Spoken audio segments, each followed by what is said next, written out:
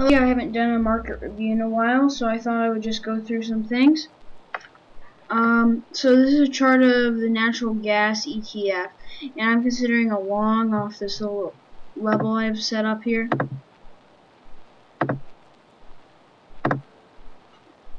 I've set my stop right around here, and I got in at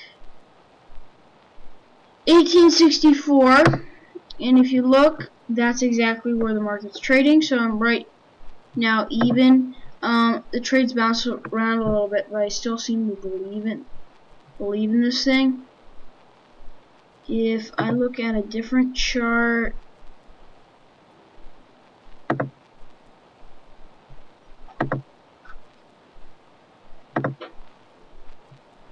actually, I'll just go for you guys. I will go MG, and then you can see we're pretty high up on the scale.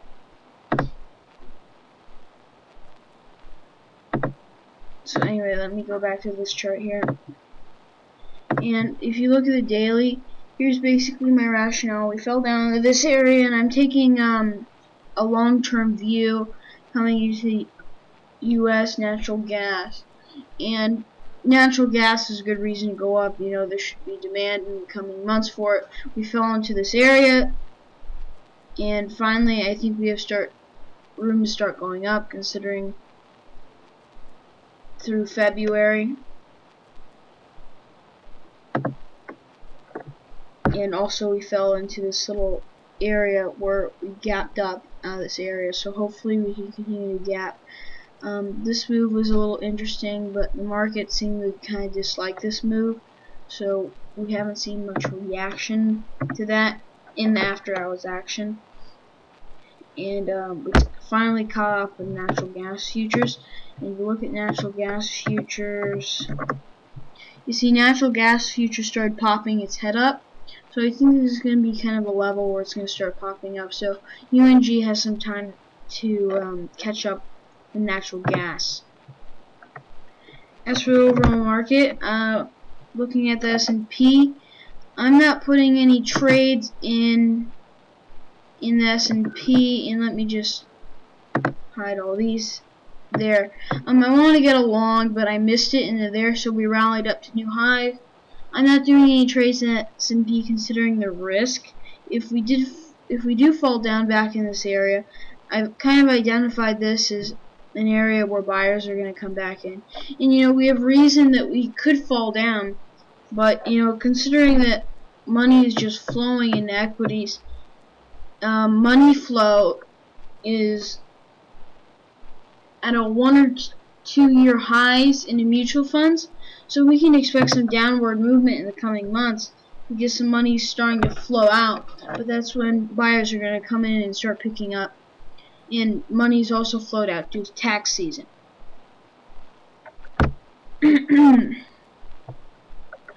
So along with that, the Russell keeps rallying to all-time highs, and the Qs seem to be a little weak, but I kind of like that it's breaking out of this range. So hopefully I could possibly do a long trade coming on this, unless we fell off for some reason here, which is a possibility that we fall off in this range for some reason. If we did, I would be a little surprised though, in the Qs. As for DBA, it's interesting. I could probably pick up DBA around this area right here if we fell down here, and I would probably buy up this area, considering I identified this level as kind of a buying area where people are interested.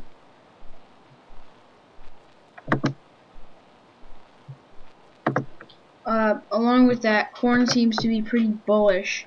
If we look at a continuous contract corn chart, you can see that we've seen general bullishness in corn. It's just coming off this interesting area here. What happened is we had a great news report. DBA hasn't reacted to this, but you know, I think corn is going to be the general driver for DBA in the coming future. Along with this, It's interesting here that we broke out of this area, so I might consider a long GSG and I'll set a tight stop. But you know, along with energy products, this is mostly energy, so you know, oil and natural gas are generally driving this up. You can see here that oil is just popping up continuously, but it's interesting though that we came into this kind of gapping area, so we may see some weakness coming in gapping area because there's clear sellers coming in this area and we're back to test the area for the first time. So we may see some weakness, but in this general trend, I wouldn't do any trades unless there was a sure turnaround or it popped up and then turned back around to this area.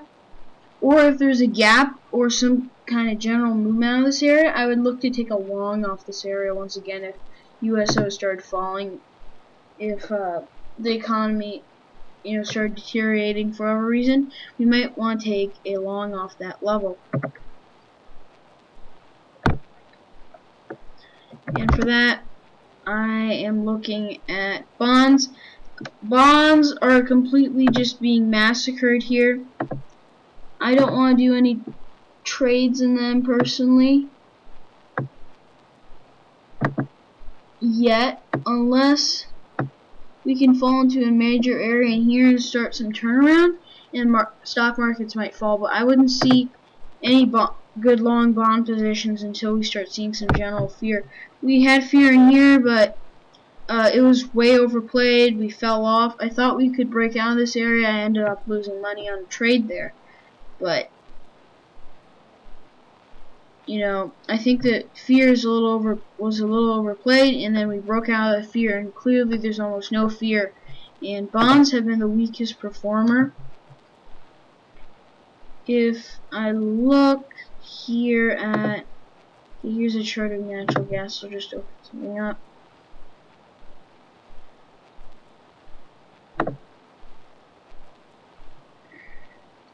Okay, this right here is the chart of the 30-year bonds, and as you can see that 30-year bonds were down 15.6% make it, so pretty large area for bonds to fall off.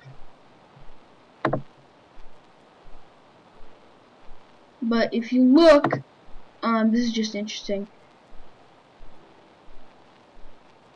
Here's where bonds stand over time. So we may see a little bit of a pop, but I wouldn't have any longs unless we saw some general strength in bonds, especially if some of the stock market features.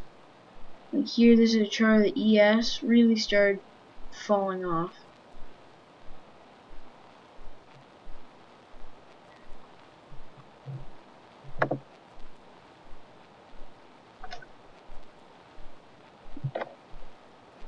And then we have, of course, we have the euro.